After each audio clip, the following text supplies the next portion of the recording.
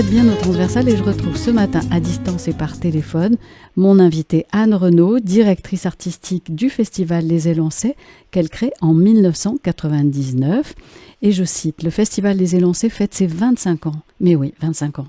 Du 10 au 25 février, une programmation mêlant danse, cirque, théâtre et cinéma qui se déploie à Port-Saint-Louis-du-Rhône et dans les environs. Une mosaïque de regards nous est proposée sur l'art du geste dans ses multiples facettes, avec 26 compagnies invitées pour 62 représentations et autant de prouesses inégalées, des agrès de cirque réinventés, des chorégraphies sensibles et la créativité infinie des artistes. Pendant 13 jours, la ville d'Istres, Miramas, Fos-sur-Mer, Port-Saint-Louis-du-Rhône, Grans et Cornillon-Confou nous font vivre au rythme des arts du cirque et de la danse. Dans une vingtaine de lieux, autant d'espaces de performance, de rencontres, d'échanges et de partage d'émotions. Les Élancés offrent bien plus qu'un festival, une programmation riche, variée, exigeante, portée par la créativité et le talent d'artistes locaux et internationaux, une démarche d'ouverture et de transmission pour la jeunesse. Voilà, c'est un édito, une partie de l'édito que je viens de lire, Anne Renaud. On l'a dit, vous êtes la directrice artistique de ce beau festival Les Élancés, mais aussi la directrice artistique de Scène et Ciné. Vous me dites si je me trompe. Scène et Ciné, oui. Istres, Ouest, Provençal, scène conventionnée d'intérêt national, art en territoire. Voilà, la citation est terminée. Elle est longue. Elle est longue. Bonjour, alors, pourquoi cet endroit-là et est-ce que c'est à cet endroit-là que ça manquait? Pourquoi avez-vous décidé de créer ce festival à cet endroit-là? Anne Renaud. En fait, ça pourrait manquer partout. Mais oui. En fait, si on avait énormément de festivals de cirque et de danse dans l'ensemble du territoire, je pense qu'on serait dans une très très belle dynamique. Alors, c'est vrai que j'étais posée au Théâtre de l'Olivier depuis 5 ans en fait, quand est arrivé ce label Plateau pour la danse, parce qu'en fait je programmais déjà beaucoup de danse, dans la mesure où sur Istres il y a une maison de la danse, un lieu d'enseignement pédagogique, avec à l'époque entre 1500 et 1600 adhérents, donc une énergie, une dynamique absolument énorme pour une ville de 40 000 habitants à peu près à l'époque. Aujourd'hui on doit avoisiner les 48 000. Et puis, du coup, avec ce lieu d'enseignement, ce croisement, bien évidemment, avec la programmation du Théâtre de l'Olivier, est arrivé ce label et cette envie de faire encore plus. Et pourquoi ne pas faire un festival? Et pourquoi ne pas élargir aussi, au-delà de la danse, vraiment sur l'ensemble des arts du geste? Et ça veut dire, ça peut être le mime, ça peut être, et surtout le cirque. Le cirque qui à l'époque était relativement peu diffusé encore. Absolument, oui. Une belle énergie aujourd'hui de programmation de cirque. Le cirque n'est plus, pardon, je vous coupe juste quelques instants. En fait, le cirque aujourd'hui n'est plus du tout ce qu'il était il y a 10 ans, 20 ans. Le cirque s'est complètement transformé. Et les arts du cirque, d'ailleurs, ce sont les arts du cirque. Ce sont les arts du cirque avec même aussi des agrès qui sont inventés tous les jours par les artistes qui ont envie d'exprimer des choses. Le cirque aujourd'hui est dans une dynamique absolument extraordinaire. C'est encore un art jeune, entre guillemets, sur les arts du cirque contemporain, puisqu'en fait on n'est pas sur du cirque traditionnel, assez peu sur du cirque traditionnel avec des animaux, bien sûr, puisque c'est pas aujourd'hui non plus non, c'est fini ça. Le sens du monde, et c'est bien aussi. Mais voilà, il y a une explosion dans la créativité circassienne aujourd'hui qui est absolument magnifique et dont on peut disposer dans le cadre de ce festival Les Élancés. Alors on l'a évoqué hier, je vous pose la question aujourd'hui, puisque on a évoqué la BIAC et l'entre-deux BIAC, qui a fait le choix cette année, en tout cas, de faire dialoguer sport et art du cirque dans le cadre de l'Olympiade culturelle, avec le projet Toujours plus haut. Qu'en est-il du festival Les Élancés et de leur participation à ce projet? Alors, nous sommes bien sûr partenaires de la BIAC. On a nous pour habitude de dire nous sommes le festival de la BIAC, en fait le festival à l'intérieur de la BIAC. Et puis c'est vrai qu'on est évidemment extrêmement visible dans le cadre de l'entre-deux BIAC, puisque les programmations sont beaucoup plus légères à ce moment-là. Mais évidemment, ce qui est intéressant dans le cadre de cette biennale internationale des arts du cirque, c'est que ça a fait émerger du cirque un peu partout dans la région. Et ça, je trouve ça c'est extraordinaire, c'est super. Extraordinaire. Ouais. Donc, nous, on est bien sûr partenaires, même si la programmation, j'en suis évidemment totalement maîtresse. Mais l'idée, c'est aussi de faire circuler les artistes sur le territoire, de mieux produire pour mieux diffuser, puisque ce sont aussi les consignes du ministère, mais on les met en place depuis déjà plusieurs années, puisque pour les artistes, c'est évidemment important, plutôt que d'avoir une ou deux représentations, d'en avoir 2, 4, 6, et de pouvoir tourner sur différents lieux. Beaucoup d'œuvres sont à la recherche de leur public. Quand on parle de création, ce sont des œuvres très récentes, voire qui n'ont pas encore été présentées. Donc, les artistes ont besoin de ce retour public pour avancer, pour modifier peut-être un certain nombre de choses. Et ce que j'aime dans le cadre du festival, c'est que le public se prête au jeu, prend le risque de la création, prend le risque avec nous. Voilà. J'essaie au maximum d'expliquer les choses quand je suis devant le public, c'est de dire on est ensemble et on va se confronter à la proposition des artistes et puis on va leur faire des retours, bien évidemment. Donc ça, c'est tout à fait intéressant dans cette collaboration avec la BIAC. Il s'avère que nous sommes aussi, bien évidemment, au cœur des Olympiades culturelles sur un certain nombre de propositions. Là, on va avoir Christina Toyle, par exemple, qui est une chorégraphe franco-américaine qui a travaillé sur la danse et le basket. Et puis, on peut parler aussi de la Demolition Party. En fait, c'est en amont du festival. Ce sera le 9 février avec Antonio Menestrel qui est un ancien grimpeur qui a fait de l'escalade au niveau international, qui s'est reconverti en chorégraphe danseur et qui va nous faire tout un parcours au-dessus du théâtre de l'Olivier qui est en cours de destruction. Et on va faire un acte symbolique justement de destruction des colonnes du théâtre de l'Olivier qui annonce le renouveau, ce théâtre de l'Olivier tel un phénix qui va remonter sur ses cendres et qui sera ouvert dans quelques mois avec un magnifique établissement créé par Jean-Michel Villemotte. En tout cas, vous en parlez encore une fois avec une telle passion que ça fait vraiment envie, y compris de venir de Marseille. Alors, surtout sur les week-ends, il n'y a pas de bouchon. Donc non, c'est ça. Vous prenez votre voiture, à partir de 11h, vous pouvez dérouler 4-5 spectacles et puis surtout découvrir des territoires qui sont parfois peu connus des Marseillais. On peut aller manger des tillines et des huîtres. Maintenant, il y a des huîtres à Port-Saint-Louis-du-Rhône. On peut découvrir la magnifique campagne autour de Grans. C'est très, très beau. Et puis, le petit village de Cornillon-Conflans, qui est une merveille.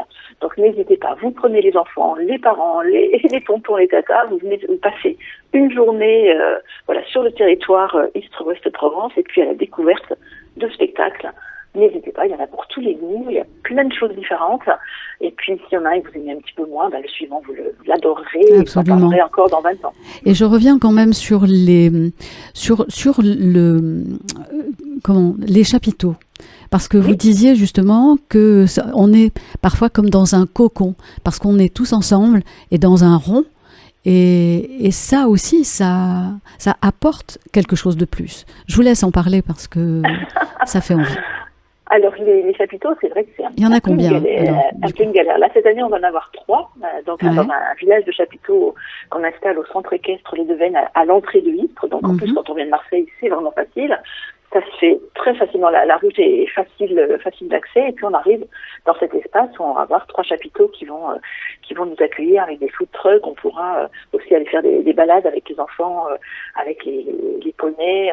Et on est dans un coin de Pinède absolument superbe. On est en train d'imaginer aussi des parcours avec l'Office du tourisme. L'idée, c'est évidemment de fédérer le maximum de gens autour de ce festival. Donc, on va proposer, tout ça sera sur le site www.cndciné.fr, des promenades, des découvertes du paysage avec des goûters. Ça, c'est chouette aussi. Des petits parcours comme ça où on peut justement sortir un peu de ce quotidien et en essayant de faire des choses pas trop chères pour que ça ne soit pas un gouffre financier d'aller au spectacle. Donc le chapiteau, ces chapiteaux, c'est toujours magique quand on les voit à l'extérieur.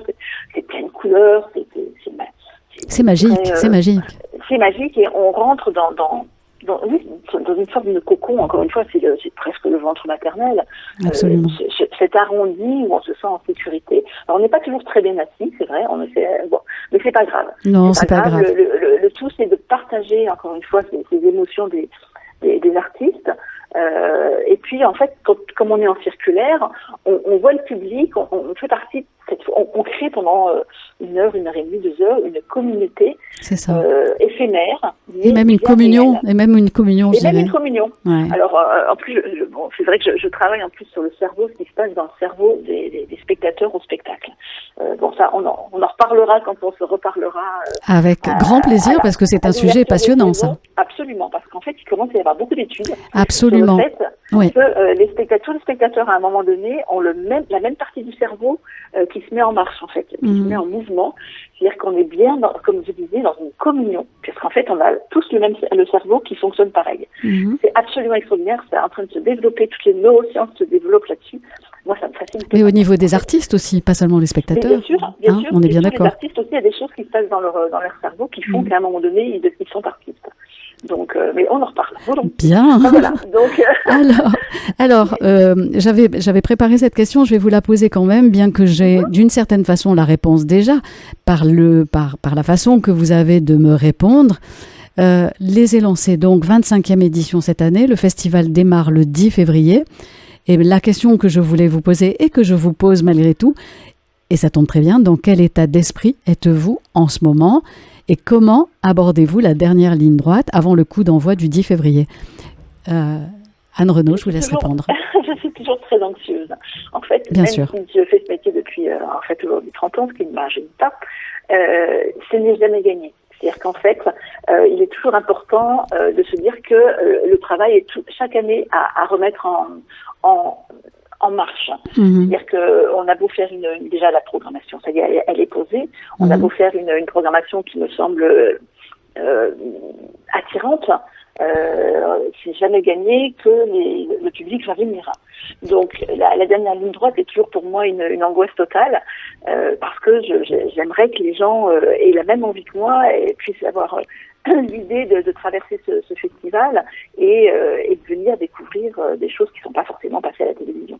C'est vrai qu'on est aujourd'hui beaucoup sur les écrans, les jeunes vont plutôt surfer sur Internet.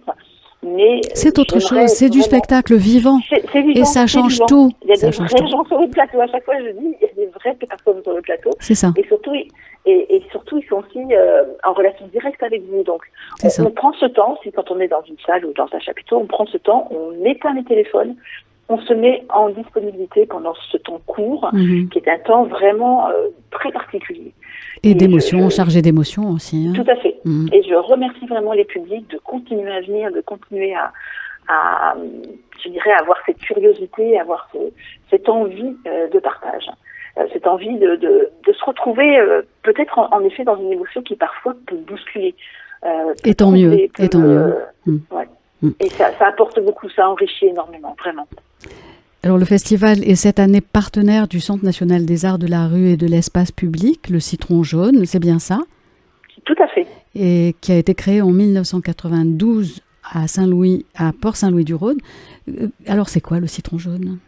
Le Citron jaune, c'est donc bien le Centre national de la rue. Oui. Ce qui est intéressant, c'est que tout le lieu a été reconstruit. Et a été à Port-Saint-Louis-du-Rhône. À Port-Saint-Louis-du-Rhône. Le lieu a été reconstruit et a été inauguré il y a 1 an. Donc c'est un magnifique lieu au bord du Rhône. Et on aime bien travailler ensemble parce qu'on est sur des esthétiques parfois différentes, mais on se retrouve beaucoup autour du cirque. Et du coup, on va ouvrir un peu le bal avec un spectacle qui va se passer chez eux et qui va permettre aussi, du coup, de danser ensemble. Ça s'appelle En attendant le grand soir, c'est la compagnie de Doux Supplices, et ça commence en cirque avec des acrobaties, puis petit à petit, le public va être amené, en fait, à participer au spectacle. Pour leur plus grand bonheur. Oui, et le lieu s'y prête parce que, à Port-Saint-Louis-du-Rhône, moi, je programme à l'espace Gérard-Philippe, qui n'a pas assez de hauteur pour accueillir du cirque. C'est un petit peu compliqué. C'est en même temps une salle de cinéma qui est absolument magnifique, mais pour le cirque, c'est pas très adapté. Donc là, du coup, on va aller attendre le grand soir en partenariat avec le Citron jaune, avec lequel on travaille aussi tout au long de la saison. C'est un vrai bonheur de croiser aussi nos univers, d'être en même temps sur de la rue, sur du cirque, et vraiment on est ravis de ce cirque en mouvement qui va ouvrir le festival après une fête. Puisqu'en fait, le 10 février, donc on va avoir la Demolition Party le 9 février. Le coup d'envoi, donc. Voilà, et le 10 février, J'ai demandé à 2 associations qui ont porté le festival dès le départ, l'association Cabriole, qui a été créée par une ancienne du CNAD de Châlons, et puis l'association Pulsion, qui en fait est à la Maison de la Danse voilà, avec énormément d'adhérents, de pouvoir vraiment ouvrir le bal, et ça c'est gratuit, c'est pour tout public. On va pouvoir découvrir voilà, du cirque et des jeunes circassiens en apprentissage avec Cabriole, et puis apprendre quelques danses, avoir des démonstrations de danse, apprendre quelques danses, et puis danser dans un grand bal au Magic Mirror à Istres, donc le 10 février. C'est gratuit, vous pouvez réserver sur Internet, sur le site de scène-dessinée.fr, et vraiment commencer à découvrir ces propositions de ces 25 ans et donc 26e édition du festival. C'est ça. Alors voilà ce que vous dites dans une interview au journal La Terrasse. Sur bien des sujets, les artistes ont de l'avance sur le reste de la société. On l'a un petit peu évoqué hier. Il est important pour moi, c'est vous qui parlez, de le souligner pendant les élancés à travers la programmation, mais aussi avec des tables rondes. Et là, je crois que c'est un point important. On a un peu évoqué le sujet hier, nous poursuivons. Nous en aurons 3 cette année sur le déséquilibre, le consentement et les limites du geste artistique. Et vous poursuivez en disant « Le geste peut dire beaucoup à tous ». Que pouvez-vous nous dire de plus ? Cette citation est assez éloquente, mais comment vous pouvez développer cette question, Anne Renaud ? Alors, il y a énormément de sujets dans cette question. Il n'y en a pas qu'un. Donc, déjà sur le fait que les artistes, en effet, nous font, comme je disais, faire des pas de côté, donc regarder le monde un peu différemment, le découvrir, voilà, par d'autres gestes, d'autres ambiances. On découvre des musiques, on découvre des choses qui ne seraient pas venues à l'idée. Sur les thématiques aussi du festival, en fait, on se rend compte qu'elles apparaissent une fois que la programmation est faite. On est évidemment traversé par le monde actuel.